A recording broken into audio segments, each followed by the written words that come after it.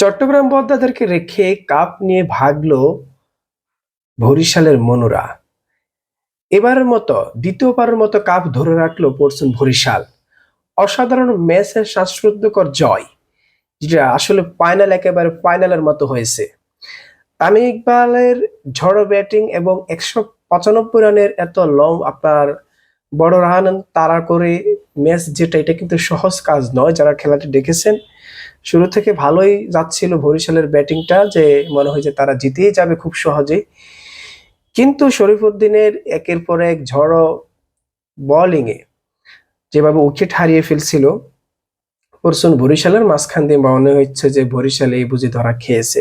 কিন্তু না, রিশাদ থেকে শুরু করে সবাইয়ের অবিশ্বাস্য বাউন্ডারিতে বরিশাল দ্বিতীয়বারের মতো বিপিএল এর কাপ তাদের ঘরে তুলতে সক্ষম হয়েছে। বাংলাদেশ প্রিমিয়ার লিগের বিপিএল এর শিরোপা ধরে রেখেছে পরশুন বরিশাল। চিটাগং কিংসের দেওয়া 195 রানের টার্গেট রানের চ্যালেঞ্জিং লক্ষ্য তাড়া করতে নেমে তামিম মাইস্টের ঝড়ো ব্যাটিং আর শেষ দিকে রিশাদ হোসেনের অবিশ্বাস্য কেমিওতে 3 উইকেট আর 3 বল হাতে রেখে জয়ের বন্দরে পৌঁছে গেছে তারা। এবং যে বরিশাল কিনা যেভাবে মাঝপথে বিদায় নেওয়ার কথা বা এরকম একটা পরিস্থিতি হয়েছিল, রংপুর রাইডার্সের আপনার যেভাবে উঠতেছিল, সেই রংপুর রাইডার্স কিন্তু হতাশা হয়ে ফিরতে হলো এবং খুলনা টাইগার্সকেও হতাশা হয়ে ফিরতে গেল।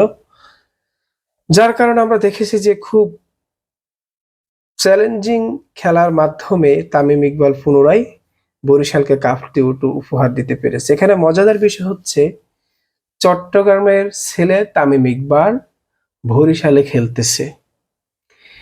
এটা একটা খুব ইন্টারেস্টিং ছিল। তামিম ইকবাল দুই দিক থেকে সাপোর্ট পেয়েছে, যদিও মানুষ একটু হইউল্লাস করে আপনার সাপোর্ট দিয়েছে। সেটা হচ্ছে চট্টগ্রামের ছেলে তামিম ইকবাল হওয়াতে চট্টগ্রামে অনেক ফ্যান ফলোয়াররা কিন্তু তামিমকে মনে মনে সাপোর্ট করেছে। অন্যদিকে বরিশালের খেলছেন বিদায় তো বরিশালের সমর্থনটা পেয়েছে। যাই হোক, খেলাটা অসাধারণ হয়েছে। মিরপুরের হোম অফ ক্রিকেট শ্বাসরুদ্ধ করে এক ফাইনাল উপহার দিয়েছে বরিশাল এবং চিটাগং।